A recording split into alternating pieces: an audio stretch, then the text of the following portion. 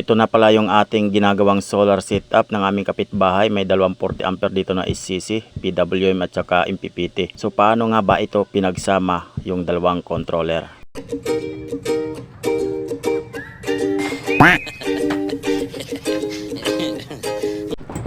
Oh, what's up mga idol? Mainit. Talagang parang binilad na tuyo. Kaya istis lang muna. Kailangan ikabit na tong solar panel.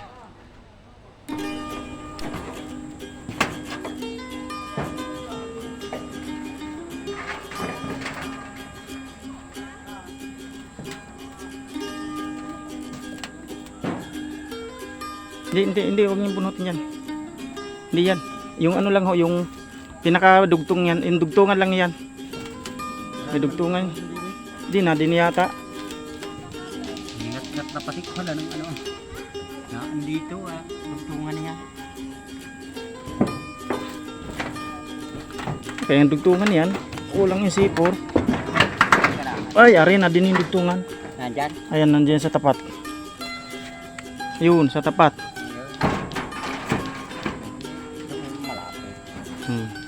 Yan.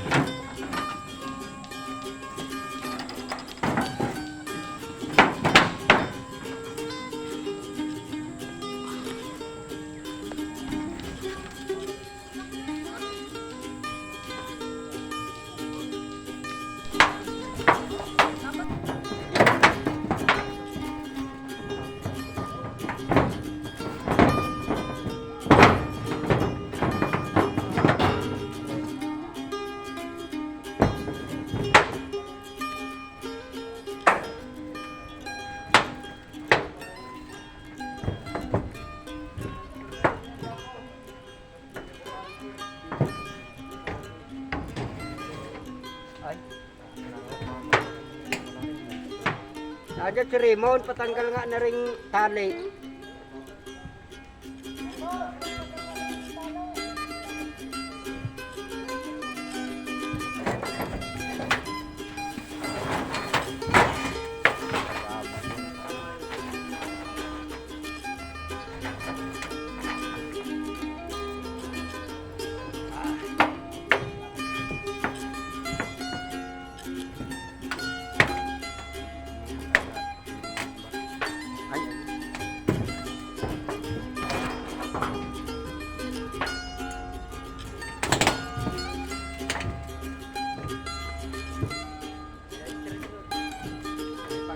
Unahin mo rin.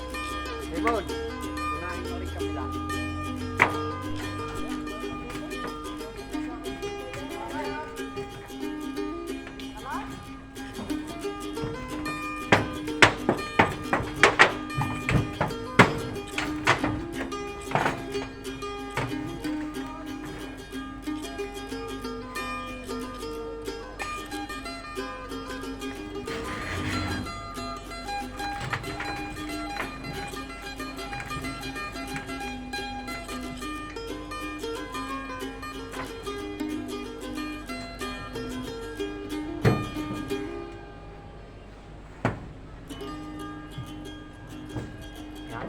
Yan, tanggalin mo yan.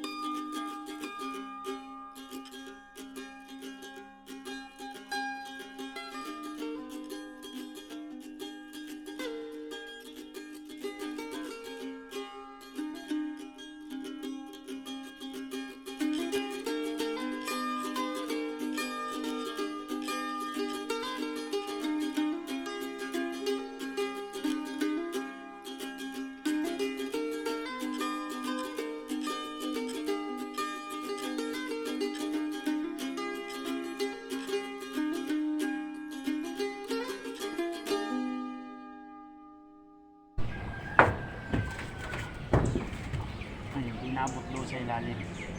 Mangyayari niyan, isa lang. Isa na ha. Hindi naman maano yan.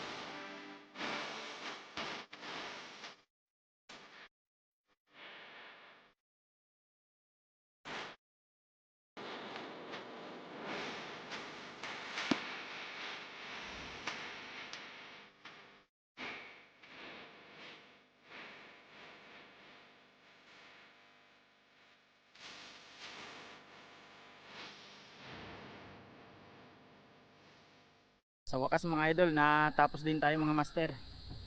So talagang sobrang init talaga dito sa taas. Bali yung lahat ng solar panel na to ay 900 watts mga ka-DIY. So natapos din tayo kahit mainit, ayan. So sa baba na lang. Tara. So mga ka-DIY, bali ito na siya ngayon. Ayan, tinitesting pa po natin yung battery kung tatagal pa siya o hindi. Kasi naka 2 years na yung battery nila. So bali mga ka-DIY, dito sa PWM na 40 ampere ay mayroon po dito tatlong panel na 167 naka-parallel. At ito naman yung kanyang safety breaker galing sa solar panel papunta dito sa 40 ampere. Tapos ito namang isang DC breaker galing sa solar panel din papunta naman dito sa PWM na to na controller. So itong isa naman to na safety breaker ay ito po yung 220 output po ng inverter. Ito Glowmax po. So bali mayroon po ditong safety breaker na DC. Ito naman po ay yung breaker ng mga 12 volts na ilaw mga ka-DIY. Yan.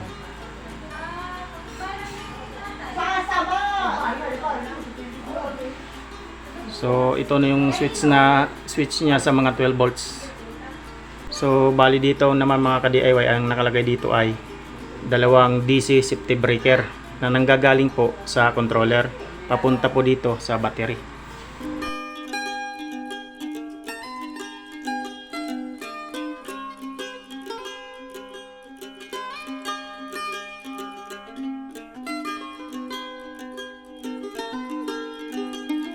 So itong bakante na to mga ka-DIY, ito yung hinihintay pa namin na safety breaker na hindi pa nadating. Bali 125 ampere po yun para po sa inverter. Kasi itong inverter na to ay hindi pa naka-connect sa safety breaker kasi nga wala pa yung safety breaker niya. Bali naka-rekta po siya dito sa battery. So yung kahit papaano mga ka-DIY, naging maayos ang kanyang wiring kaysa naman nung dati. Ito po yung dati niyang setup. So ganito po yung dati niyang setup mga ka-DIY. Ayan. So hindi pa ako nag-wiring yan. Yan po yung dating nagkabit dyan mga ka-DIY. So yung kanilang battery. So malaki po ang pinagbago. So kahit papano naging maayos din ang kanyang pagka-setup kahit medyo hindi pang professional ang ating ginawa mga ka-DIY.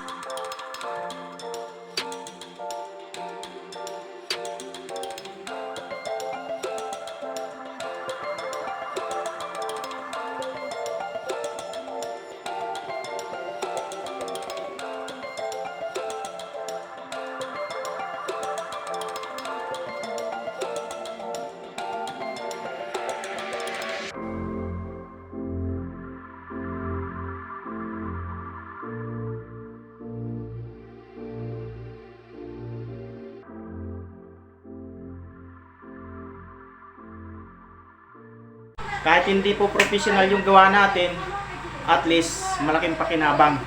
At importante, may pinagkukunan tayong kuryente na galing sa solar setup.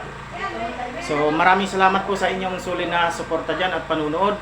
Huwag pong kalimutan mag-like at i-share ang video na to at pakipalo po ng feeds ko na to. Hanggang sa muli mga ka-DIY.